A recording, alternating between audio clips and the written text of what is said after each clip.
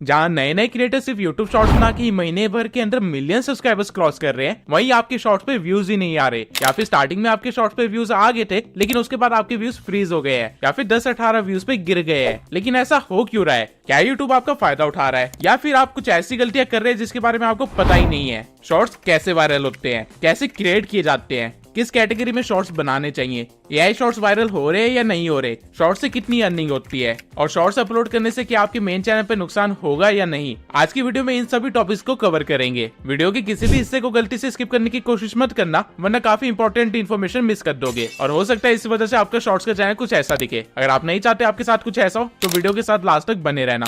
अब इससे पहले कि मैं शॉर्ट्स के बारे में आप लोगों को कुछ और बताऊं, आप लोगों का एक क्वेश्चन मुझे हर वीडियो पे आता है कि भाई इतनी हाई क्वालिटी थंबनेल्स कैसे अपलोड करता हूं और मेरी वीडियोस 4K में कैसे होती है। तो मैं आपको बता दूं कि ये काम आप किसी भी एनहांसर के साथ बड़े आसानी से कर सकते हैं। राइट नाउ एक सॉफ्टवेयर जो बहुत ही ज्यादा अच्छे से वर्क कर रहा है वो है वंडरशेयर यूनिकन्वर्टर। इस सॉफ्टवेयर के थ्रू आप अपने थंबनेल्स को लो क्वालिटी से हाई क्वालिटी में सिर्फ एक क्लिक से ही कन्वर्ट कर सकते हैं। जैसा कि आप देख सकते हैं यहाँ हमारे थंबनेल में कितने इजिली इसने स्मूथ एरियाज को इंक्रीज कर दिया, साथ में कलर को भी थोड़ा बहुत एनहांस कर दिया है, जो कि बहुत आसानी से हमारे CTR को इंक्रीज कर देगा। इसके सिवाय यूनिकन्वर्टर में आपको वीडियो एनहांसिंग का भी एक फीचर दिया गया है, जहाँ पे अगर आप अपनी वीडियो को अपलोड करेंगे तो आप उसकी फ्रेम रेट को इंक्रीज कर सकते हैं, उसमें नॉइज रिमूव कर सकते हैं, या फिर एआई अपस्केलर में जाके अपनी वीडियो की क्वालिटी को 2x या 4x कर सकते हैं। जैसा कि आप यहाँ पे फर्क देख सकते हैं कि मेरी वीडियो कितनी शार्प हो गई है और उसके कलर्स भी एनहांस हो गए हैं। और यूनिकन्वर्टर्स के फीचर्स यहीं पे खत्म नहीं होते। आपके साथ ऐसा कई बार हुआ होगा कि आपने गूगल से कोई इमेज डाउनलोड की होगी अपनी वीडियो में यूज करने के लिए, लेकिन वो image as a web file download हो जाती है जिसे आप यूज नहीं कर सकते। तो यूनिकन्वर्टर में आपको इमेज को अलग अलग फॉर्मेट्स में कन्वर्ट करने का भी ऑप्शन मिलता है, और सिर्फ इमेजेस ही नहीं बल्कि यहाँ से आप अपनी वीडियोस को भी अलग अलग तरह के फॉर्मेट में कन्वर्ट कर सकते हैं। ये सिर्फ कुछ सेकंड्स का टाइम लेगा और आपकी वीडियो को एक क्लिक के अंदर ही किसी अलग फॉर्मेट में कन्वर्ट कर देगा। इसके सिवाय अगर आप एक यूट्यूबर है और अपनी लॉन्ग वीडियोस को अपने फोन में रखते हैं जिसकी वजह से आपकी स्टोरेज भरे जा रही है, तो यहाँ यूनिकन्वर्टर में आपको वीडियो कंप्रेस करने का भी एक ऑप्शन दिया गया है। जैसा कि आप यहाँ पे देख सकते हैं कि हमारे 3 GB की फाइल को ये बड़े आराम से 2 GB में कन्वर्ट कर देगा, और वो भी सिर्फ एक क्लिक से। ये वीडियो 17 मिनट लंबी है लेकिन इसे कुछ सेकंड्स का टाइम लेके उसे कन्वर्ट कर दिया, और ऐसे मैंने अपने फोन में 1 GB की स्टोरेज बचा ली। और यूनिकन्वर्टर के फीचर्स यहीं पे खत्म नहीं होते, बल्कि यहाँ पे एआई टूल्स का पूरा भंडार है। आप एआई से स्क्रिप्ट जनरेट करवा सकते हैं, टेक्स्ट टू स्पीच में कन्वर्ट करवा सकते हैं, सबटाइटल एडिटर आपको मिलता है, वाटरमार्क रिमूवर आपको मिलता है, गाने से आप वोकल रिमूव कर सकते हैं, बैकग्राउंड रिमूव कर सकते हैं अपनी वीडियो से, और ऐसे ही काफी सारे यूनिक फीचर्स आपको दिए गए हैं। अगर आप एक यूट्यूबर है और एक इन्फ्लुएंसर है तो आपको इन फीचर्स की जरूरत कदम कदम पे पड़ने वाली है, इसलिए आप मेरे डिस्क्रिप्शन में दिए हुए लिंक से जाके यूनिकन्वर्टर को डाउनलोड कर सकते हैं और इसके सभी यूनिक फीचर्स को इस्तेमाल कर सकते हैं, जिससे आपका काम काफी आसान हो जाएगा। ओके, तो अब स्टार्ट करते हैं सबसे बेसिक क्वेश्चन से, यूट्यूब शॉर्ट्स है क्या?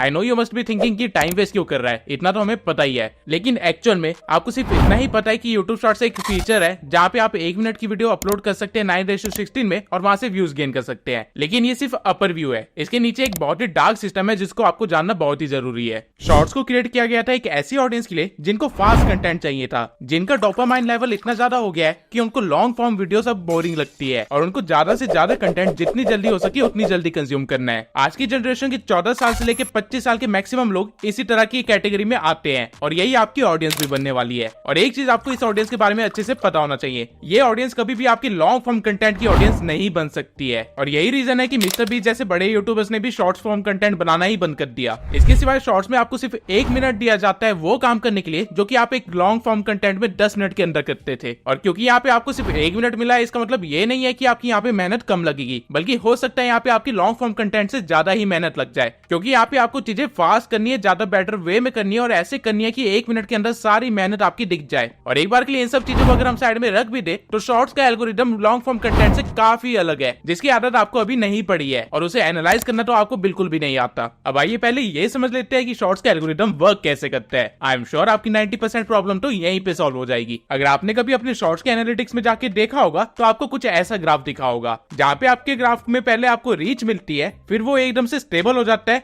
और फिर एकदम से ही बढ़ जाता है, और उसके बाद वो दोबारा स्टेबल हो जाता है या फिर गिर ही जाता है। अब ये ग्राफ बनता कैसे है? बीच में ऐसा कौन सा झटका लगता है आपके शॉर्ट को जो वो एकदम से उड़ ही जाता है? अभी समझाता हूँ। यूट्यूब शॉर्ट्स एक 2 फेज सिस्टम पे वर्क करता है, जहाँ पे आप जब भी एक नया शॉर्ट डालते हैं तो वो पहले एक्सप्लोर करता है, यानी कि वो ढूंढता है अपनी टारगेट ऑडियंस को अपनी सीड ऑडियंस से। अब ये सीड ऑडियंस क्या है? बेसिकली यूट्यूब पे जब भी आप कोई नया शॉर्ट डालते हैं तो आपके शॉर्ट को कुछ रैंडम लोगों को दिखाया जाता है जिनका हो सकता है इंटरेस्ट हो आपके शॉर्ट में, या फिर वो टोटली रैंडम हो सकते हैं। इन रैंडम लोगों को ही सीड ऑडियंस बोलते हैं। अब आपकी सीड ऑडियंस कैसे रिएक्ट करती है आपके शॉर्ट पे, इसी से पता चल जाता है कि आपका शॉर्ट एंगेजिंग है या नहीं, और यूट्यूब उसे आगे पुश करेगा या नहीं करेगा। आपके ग्राफ में स्टार्टिंग में जो व्यूज आते हैं वो इसी टाइम पे आते हैं जब यूट्यूब आपकी शॉर्ट्स को आपकी सीड ऑडियंस तक पहुंचा रहा होता है। इस पूरे प्रोसेस को हम एक्सप्लोरेशन फेज बोलते हैं, क्योंकि यहाँ पे यूट्यूब आपकी शॉर्ट्स को एक्सप्लोर कर रहा है, उसके बारे में जान रहा है कि ये किस तरह की ऑडियंस को पसंद आ रही है। अब इस मोमेंट के बाद आपकी ग्राफ में दो चीजें हो सकती है, या तो आपका ग्राफ ऊपर ही चलता जाएगा या फिर वो एकदम से फ्रीज हो जाएगा और स्टेबल हो जाएगा और उसपे कुछ सिंगल डिजिट्स में ही व्यूज आएंगे। तो इस टाइम पे हो क्या रहा है कि यूट्यूब ने जिस सीड ऑडियंस को आपकी शॉर्ट दिखाई थी,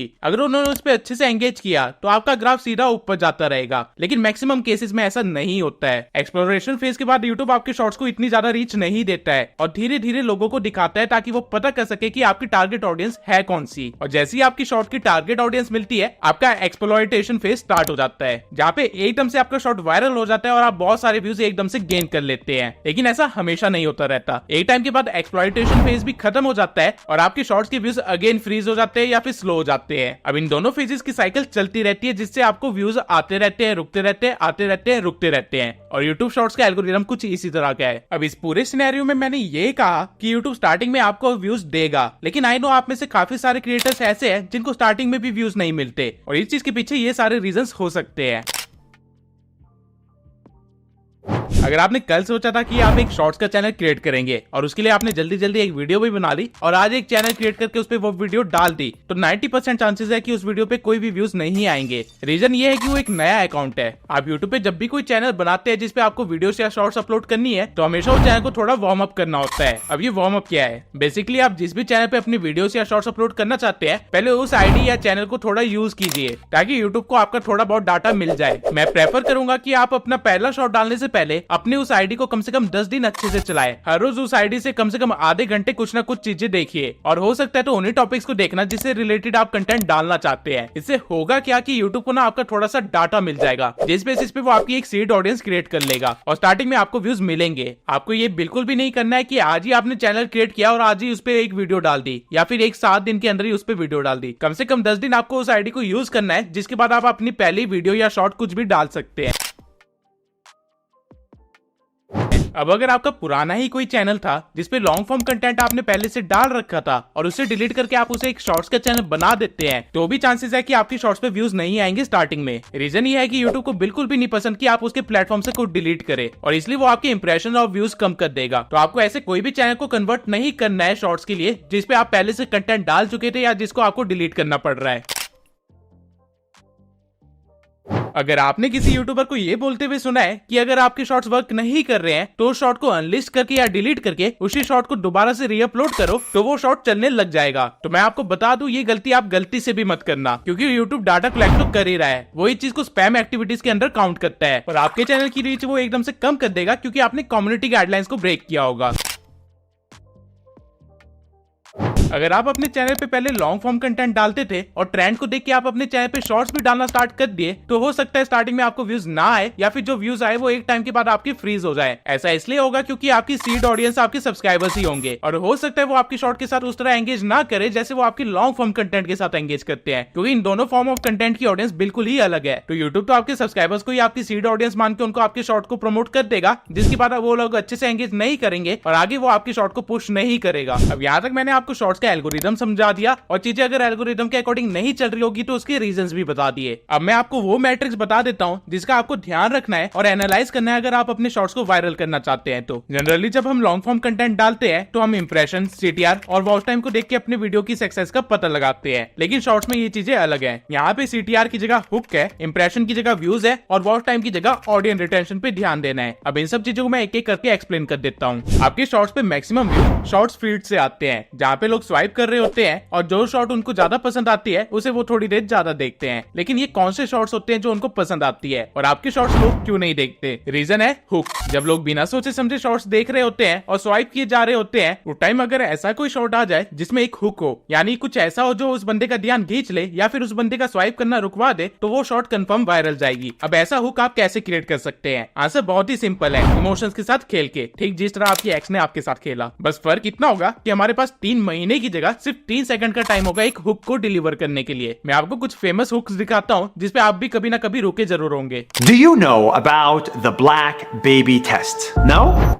Have you ever heard of the region beta paradox? You might be suffering from it right now. अब ये दोनों सेंटेंसेस एक्चुअली में हुक्स थे जो कि इन क्रिएटर्स ने जानबूझ के बोला था ताकि आपका ब्रेन जो अभी तक सिर्फ ज़ॉम्बीज की तरह स्क्रॉल किए जा रहा था वो एकदम से एक्टिव हो जाए और सोच में पड़ जाए। अब जब ऐसा होगा तो ऑब्वियसली आप स्क्रॉल नहीं कर पाओगे और जो शॉट आप सिर्फ 3 सेकंड के अंदर अभी स्क्रॉल करने वाले थे उसे बिना जाने आराम से 10 से 15 सेकंड देख जाओगे क्योंकि आपका ब्रेन अभी चीजें प्रोसेस कर रहा होगा। और इसी तरह ये क्रिएटर्स इसलिए अपना फायदा निकाल लेंगे और अपनी शॉर्ट्स को वायरल कर लेंगे। मैं आपको थोड़े और हुक्स का एग्जांपल दिखाता हूँ। I never buy silk, and this is the strange reason why. I was today years old when I found this out. अब अगर आप यहाँ पे ध्यान देंगे तो इन दोनों क्रिएटर्स ने अपने हुक के साथ आपके मन के अंदर एक क्यूरियोसिटी पैदा कर दी। इन दोनों क्रिएटर्स ने अपने पर्सनल एक्सपीरियंस शेयर किए हैं ताकि ऑडियंस उससे कनेक्ट कर पाए और ये इन्होंने कुछ ऐसी लाइंस बोल के किया है, I will never buy this या फिर I was 2 days year old. ये सुनते ही आपके मन में एक क्यूरियोसिटी जाग जाएगी कि ये बंदा ऐसा क्यों नहीं कर रहा या फिर इसको क्या पता चला है और आगे फिर वो इसी क्यूरियोसिटी का आंसर देते हैं, I will never buy silk cloth and this is the reason why I was 2 days year old when I realised that. अब जहाँ पे पहले आप सिर्फ बातें सुन रहे थे और देख रहे थे वहीं पे अब आपका ब्रेन एंगेज हो गया है और वो जानना चाहता है कि आगे क्या होने वाला है और इसको क्या पता चला है या फिर ये ऐसा क्यों नहीं कर रही है। लोग जिस चीज से रिलेट कर पाते हैं उस चीज से वो ज्यादा एंगेज करते हैं। ठीक इसी तरह हुक्स के कई सारे एग्जांपल्स हैं और हुक्स इतने क्रिएटिवली बनाए जा सकते हैं कि मैं इस टॉपिक पे बिल्कुल एक अलग ही वीडियो बना सकता हूँ। अगर आप चाहते हैं कि मैं हुक्स के ऊपर एक अलग से ही वीडियो बनाऊं तो कमेंट सेक्शन में जाके हुक लिख दीजिए। अगर 2000 कमेंट्स आते हैं जिसमें आप लोगों ने हुक लिखा होगा तो मैं इस टॉपिक पे एक अलग से वीडियो बना दूंगा। अब एक बार आपने अपनी ऑडियंस को शॉर्ट पे हुक कर लिया है, इसके बाद आपको ध्यान देना है कि वो आपके शॉर्ट को पूरा देखे। जहाँ लॉन्ग फॉर्म कंटेंट को इस बेसिस पे प्रमोट किया जाता है कि वो कितना ट्रेंडिंग है या फिर कितना सर्चेबल है, वही शॉर्ट फॉर्म कंटेंट को इस बेसिस पे प्रमोट किया जाता है कि लोगों ने उसे कितना देखा है और इसी चीज को हम ऑडियंस रिटेंशन बोलते हैं। आपको ट्राई करना है कि आपकी ऑडियंस रिटेंशन हमेशा 100% के करीब हो या फिर ज्यादा से ज्यादा सिर्फ 90% तक गिरे। अगर आपकी ऑडियंस रिटेंशन इससे भी ज्यादा गिर रही है तो इसका मतलब ये है कि आपकी ऑडियंस आपकी शॉर्ट के साथ ज्यादा एंटरटेन नहीं हो रही है और बहुत ही जल्द यूट्यूब आपकी शॉर्ट को प्रमोट करना बंद कर देगा। देखिए, यूट्यूब को सिर्फ एक ही चीज से मतलब है और वो ये है कि उसके प्लेटफॉर्म पे लोग जितनी ज्यादा देर तक हो सके उतनी ज्यादा देर तक रुके। और क्योंकि शॉर्ट फीड में आपको चीजें सर्च नहीं करनी पड़ती बल्कि यूट्यूब खुद आपके सामने चीजें रखता है, तो यूट्यूब हमेशा ये ट्राई करेगा कि वो आपके सामने बेस्ट चीज रखे ताकि आप उसके प्लेटफॉर्म को छोड़ के ना जाए। और ये बेस्ट चीज होगी क्या? वो शॉर्ट जो ज्यादा देर तक लोगों को एंटरटेन कर पा रही है, ना कि वो जिसको देख के लोग स्वाइप कर दे रहे हैं या फिर अपना मूड चेंज कर दे रहे हैं। अब आई नो आप में से काफी सारे स्मार्ट क्रिएटर्स होंगे जो सोचेंगे कि मैं सिर्फ एक 10 सेकंड का शॉर्ट बनाता हूँ जिसमें हुक के साथ ऑडियंस रिटेंशन गेन करना तो बहुत ही आसान होगा और क्योंकि मेरी ऑडियंस रिटेंशन बहुत ज्यादा होगी तो यूट्यूब उसे वायरल भी कर देगा। लेकिन यहाँ पे केस उल्टा है। एक foreigner YouTube expert paddy Galloway ने एक स्टडी की थी जिससे पता चला था कि यूट्यूब शॉर्ट जो कि 50 से 60 सेकंड्स के होते हैं उनको यूट्यूब खुद ज्यादा प्रमोट करता है, वहीं कंपैरेटिवली जो शॉर्ट सिर्फ 10 से 15 सेकंड्स के होते हैं यूट्यूब उनको बहुत कम प्रमोट करता है। अब इसके पीछे का रीजन बहुत ही सिंपल है। यूट्यूब ये तो चाहता है कि आपकी ऑडियंस रिटेंशन अच्छी हो, लेकिन वो ये भी चाहता है कि ऑडियंस रिटेंशन लंबी भी हो ताकि उसे ज्यादा शॉर्ट्स के साथ एक्सपेरिमेंट ना करना पड़े। तो आप क्या कर सकते हैं कि आप 30 से 40 सेकंड्स के शॉर्ट्स बना सकते हैं जिसमें आपको ऑडियंस रिटेंशन गेन करना बहुत ही आसान रहेगा और यूट्यूब भी आपको प्रमोट करेगा। अब एक अच्छा हुक और एक अच्छी रिटेंशन आने के बाद आपको करनी है स्टडी, रिवीजन और करेक्शन। डजंट मैटर आप कितनी एक्सपर्ट क्यों ना हो, आपके सारे शॉर्ट्स वायरल नहीं होने वाले हैं और काफी सारे शॉर्ट्स ऐसे भी होंगे जो काफी कम व्यूज लाएंगे और काफी शॉर्ट्स ऐसे होंगे जो कि अनएक्सपेक्टेडली ज्यादा ही चल जाएंगे। अब जैसे जैसे आप अपने चाय पे ज्यादा शॉर्ट डालते रहेंगे आपको उनको स्टडी भी करना है और आपको पता करना है कि उन शॉर्ट्स में कमियां क्या है। लेकिन ये आप कैसे पता कर सकते हैं? बड़ा ही सिंपल सा आंसर है, एनालिटिक्स से। अब लॉन्ग वीडियोस की तरह हमारे पास यहाँ पे कुछ ज्यादा एनालिटिक्स तो नहीं होते हैं, लेकिन यहाँ पे कुछ ऐसे एनालिटिक्स है जिसपे आपको खास ध्यान देना है। पहला है स्वाइप अवे। इस एनालिटिक्स से ये पता चलता है कि कितने लोगों ने आपकी शॉर्ट्स को देखा जब वो उनकी शॉर्ट फीड में आया और कितने लोगों ने उसे स्वाइप कर दिया। अगर आपका स्वाइपिंग का रेशियो 20% से ज्यादा है, यानी 80% से कम लोग आपकी वीडियो देख रहे हैं, तो इसका मतलब है आपको हुक पे और ज्यादा काम करने की जरूरत है। आप दूसरे क्रिएटर्स के हुक से आइडिया ले सकते हैं, उसे अपने कंटेंट के साथ किसी तरह ब्लेंड कर सकते हैं और करेक्शन करके एक नए शॉर्ट को बना सकते हैं और उसको एक्सपेरिमेंट कर सकते हैं। अब दूसरा एनालिटिक जिसपे आपको ध्यान देना है वो ये है कि आपको व्यूज कहां से आ रहे हैं। अब मैंने शॉर्ट से रिलेटेड काफी सारी वीडियोस देखी, लेकिन इस चीज को किसी भी यूट्यूबर ने कवर नहीं किया और ये काफी ज्यादा इंपॉर्टेंट पॉइंट है। आप में से हर एक क्रिएटर को शॉर्ट फीड से व्यूज नहीं आने वाले हैं। कई सारे ऐसे क्रिएटर्स भी होंगे जिनको ब्राउजिंग फीचर से व्यूज आ रहे होंगे। अगर आप भी ऐसे क्रिएटर है जिसको ब्राउजिंग फीचर से ज्यादा व्यूज आते हैं या फिर आपके काफी सारे शॉर्ट्स ऐसे हैं जिसमें आपको ब्राउजिंग फीचर से ज्यादा व्यूज आ रहे थे कंपेयर टू शॉर्ट फीड से, तो आपको ऐसे टॉपिक्स पे शॉर्ट्स बनाने चाहिए जो कि सर्चेबल है या फिर ट्रेंडिंग है, क्योंकि आपका चैनल ऑलरेडी इस चीज पे रैंक कर रहा है। अगर आपने कोई ऐसी कैटेगरी या नीश चूज करी है जिसमें आपको लोग सर्च करके ढूंढ रहे हैं, तो आपको शॉर्ट्स भी उसी तरह की बनानी चाहिए जो कि ज्यादा इन्फॉर्मेटिव हो और ज्यादा सर्चेबल हो। वहीं अगर आपको शॉर्ट फीड से व्यूज आ रहे हैं तो आपको बस दो चीजों का ध्यान देना है, एक हुक और दूसरा ऑडियंस रिटेंशन। अब अगर आपने किसी ऐसी कैटेगरी में अपना शॉर्ट्स का चैनल बनाया है जिसपे लोग सर्च करके आते हैं या फिर आपको ब्राउजिंग फीचर से व्यूज मिलते हैं, तो आपको फायदा ये होगा कि आपको लॉन्ग टर्म में व्यूज मिलते रहेंगे, आपके व्यूज कभी भी फ्रीज नहीं होंगे और आपके व्यूज कभी भी रुकेंगे नहीं। वहीं अगर आपको शॉर्ट फीड से व्यूज आते हैं तो आपको बस यहाँ पे एक डीमेरिट है, वो ये है कि आपको हमेशा कंटेंट डालते रहना पड़ेगा और प्रीवियस क्वालिटी से अच्छा करके डालते रहना पड़ेगा, वरना एक टाइम के बाद आपके सारे शॉर्ट्स पे व्यूज आना बंद हो जाएंगे और आपके व्यूज फ्रीज हो जाएंगे। अब आप लोगों को एक चीज समझने की जरूरत है, जिन लोगों को ब्राउजिंग फीचर से व्यूज आ रहे हैं और जिन लोगों को फीड से व्यूज आ रहे हैं, इन दोनों की ऑडियंस में काफी डिफरेंस है।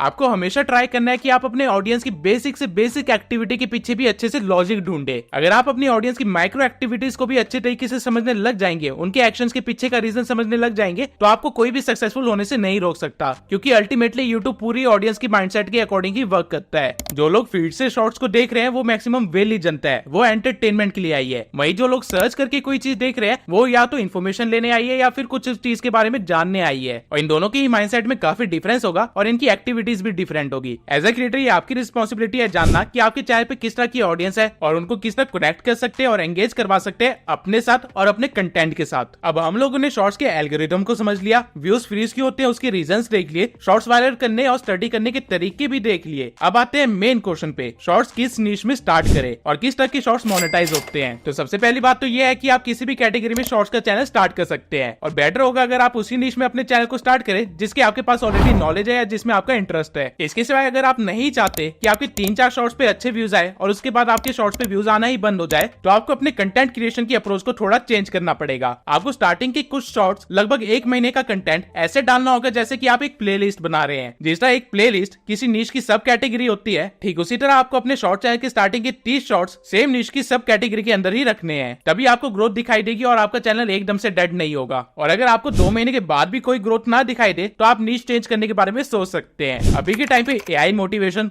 हिस्ट्री, स्पोर्ट्स, फैक्ट्स, ये सारे शॉर्ट्स की नीशेस काफी ज्यादा वायरल हो रहे हैं और आप भी नीश के अंदर एंटर कर सकते हैं। लेकिन मैं पर्सनली आपको एडवाइस करूंगा कि मोटिवेशन नीश के अंदर मत जाना, क्योंकि यहाँ पे ऑलरेडी काफी ज्यादा सैचुरेशन हो गई है। बल्कि आप ऐसे नीशेस ढूंढिए जिसपे अभी शॉर्ट्स बनना स्टार्ट हुए नहीं है। लॉन्ग फॉर्म कंटेंट उससे रिलेटेड ऑब्वियसली एग्जिस्ट करते होंगे, लेकिन शॉर्ट फॉर्म में वो अभी नहीं आए हैं। तो अगर आप ऐसा ढूंढ के कुछ एक नई नीश क्रिएट करते हैं तो उसके वायरल होने के चांसेस काफी ज्यादा हो सकते हैं। फॉर एग्जाम्पल ये डार्क साइकोलॉजी वाले शॉर्ट्स या फिर रिडल्स वाले शॉर्ट। रही बात एआई शॉर्ट्स बनाने की, तो आप एआई वॉइस के साथ अपने शॉर्ट्स बना सकते हैं और वो मोनेटाइज भी हो जाएंगे। लेकिन बस आपको एक चीज का ध्यान रखना है कि आप किसी और क्रिएटर या किसी सेलिब्रिटी की वॉइस को क्लोन करके किसी वीडियो को मैनिपुलेट करके कोई शॉर्ट ना बनाए। फॉर एग्जांपल आप सभी ने मोदी जी के गाने वाले शॉर्ट्स सुने होंगे या फिर आपने मोदी और रोनाल्डो के बीच वाले कन्वर्सेशन के शॉर्ट्स देखे होंगे। इस तरह के शॉर्ट्स मोनेटाइज नहीं होंगे, क्योंकि यहाँ पे आप पहली बात मिस इन्फॉर्मेशन फैला रहे हैं, आप किसी और की आवाज को यूज कर रहे हैं और कुछ ऐसा दिखा रहे हैं जो कभी हुआ ही नहीं है। ये बेसिकली यूट्यूब कम्युनिटी गाइडलाइंस के अगेंस्ट है, इसलिए जब आपका चैनल रिव्यू में जाएगा तो वो रिजेक्ट हो जाएगा। आप एआई का इस्तेमाल कर तो सकते हैं, लेकिन खुद की क्रिएटिविटी के लिए, किसी और बंदे की ब्रांड वैल्यू के साथ आपको छेड़छाड़ नहीं करनी है। इसके सिवाय अगर आप सिर्फ एडिटिंग शॉर्ट्स बनाते हैं या फिर बैकग्राउंड म्यूजिक के साथ कुछ इस तरह के कोट्स वाले शॉर्ट्स बनाते हैं तो आपका भी चैनल मोनेटाइज नहीं होगा। यूट्यूब ने साफ साफ अपने रूल्स में कहा है कि कंटेंट में कहीं ना कहीं क्रिएटर्स की एंगेजमेंट होनी चाहिए। या तो आप खुद को दिखाओ या फिर अपनी कमेंट्री दो, लेकिन कुछ भी करके खुद को इन्वॉल्व करो। अगर आप सिर्फ बैकग्राउंड म्यूजिक के साथ एक कोट लिख देते हैं या फिर किसी और की एडिट्स बना देते हैं तो वो चीजें मोनेटाइज नहीं होगी, क्योंकि उसमें ऑल्दो आपने मेहनत तो की है लेकिन आपने अपनी तरफ से कोई वैल्यू ऐड नहीं की है। अब जरा शॉर्ट्स की अर्निंग के बारे में बात कर लेते हैं। अब पर्सनली मैंने हर नीश की अर्निंग तो नहीं देखी है, क्योंकि ये काफी सारे फैक्टर्स पे वेरी करती है, लेकिन एक इंग्लिश स्पोर्ट चैनल जिस पे शॉर्ट्स अपलोडेड हो वो आराम से $0.02 से लेके $0.04 तक आरपीएम गेन कर सकता है। यानी कि 10 मिलियन व्यूज पे आपको $400 की अर्निंग हो जाएगी। और 10 मिलियन व्यूज शॉर्ट्स पे गेन करना मुश्किल काम नहीं है अगर आपने मेरे प्रीवियस सारे पॉइंट्स को अच्छे से फॉलो किया। मैं आपको पर्सनली एडवाइस करूंगा कि आप हर रोज कम से कम 1 शॉर्ट तो डाले या फिर हफ्ते में कम से कम 3 शॉर्ट्स डाले। अगर आपकी क्वांटिटी इससे कम है तो आपका वायरल होना थोड़ा मुश्किल हो सकता है। अब नीश डिसाइड करने के बाद आपको अपनी शॉर्ट्स की एडिटिंग करनी होगी। नाउ हर नीश की एडिटिंग अलग होती है, लेकिन कुछ कॉमन चीजें हैं जो हर एक शॉर्ट फॉलो करता है। पहला, आपके शॉर्ट्स में सबटाइटल्स होने ही चाहिए और वो एक एंगेजिंग वे में लिखे होने चाहिए। ऐसा नहीं कि सिर्फ ऑटो कैप्शन ऑन करके आपने सबटाइटल्स ऐड कर दिए, बल्कि उनको एनिमेशन दो, इफेक्ट्स दो, उनके कलर्स के साथ खेलो और उनको और भी अच्छा बनाओ। सेकंड चीज, आपके हर 3 सेकंड के बाद आपकी क्लिप्स चेंज होनी चाहिए। मैंने आपको वीडियो की स्टार्टिंग में बताया था कि जो लोग शॉर्ट्स शॉर्ट्स देखते हैं उनका डोपामाइन लेवल बहुत ही ज्यादा होता है, उनको हर चीज जल्दी जल्दी चाहिए होती है। इसलिए अगर आप हर 3 सेकंड के बाद अपनी क्लिप को चेंज नहीं करेंगे तो उनको आपकी शॉर्ट बोरिंग लगेंगी और वो उसे स्वाइप अवे कर देंगे। Number 3 is use stickers. मैंने जितनी भी वायरल रील्स देखी है वो इस चीज को फॉलो कर रहे हैं और छोटे यूट्यूबर्स इस चीज को उतना ही इग्नोर कर रहे हैं। मैक्सिमम वायरल रील्स में आपने ये एरो, सर्कल या फिर इमोजी वाले स्टिकर्स देखे होंगे और ये चीज आपकी शॉर्ट्स को काफी ज्यादा एंगेजिंग बनाते हैं। तो मैं आपको प्रेफर करूंगा कि आप भी इन चीजों का यूज करें। अब हम लोगों ने इस वीडियो में हर एक उस एलिमेंट को कवर कर लिया है जो आपके शॉर्ट्स को वायरल करने के लिए और आपके शॉर्ट्स वाले चैनल को ग्रो करने के लिए इंपॉर्टेंट है। लेकिन अगर आप लोग एक प्रैक्टिकल नॉलेज चाहते हैं और चाहते हैं कि मैं एक 30 दिन का चैलेंज लूं जहां पे मैं एक शॉर्ट चैनल को 30 दिन के अंदर ग्रो करके दिखाऊं, तो कमेंट सेक्शन में आई चैलेंज #TubeSensei लिख दीजिए। अगर आप लोगों ने ऐसे 1000 कमेंट पूरे कर दिए तो मैं आपके चैलेंज को एक्सेप्ट करूंगा और 30 दिन के अंदर एक शॉर्ट्स के चैनल को ग्रो करके दिखाऊंगा और उसकी पूरी एक डॉक्यूमेंट्री बना के आपको प्रेजेंट भी करूंगा। तब तक के लिए अगर आप जानना चाहते हैं कि आपके नए बनाए शॉर्ट चैनल पे व्यूज क्यों नहीं आ रहे हैं तो इस वीडियो को जरूर देखना, हो सकता है आपको इस वीडियो में आपका आंसर मिल जाए।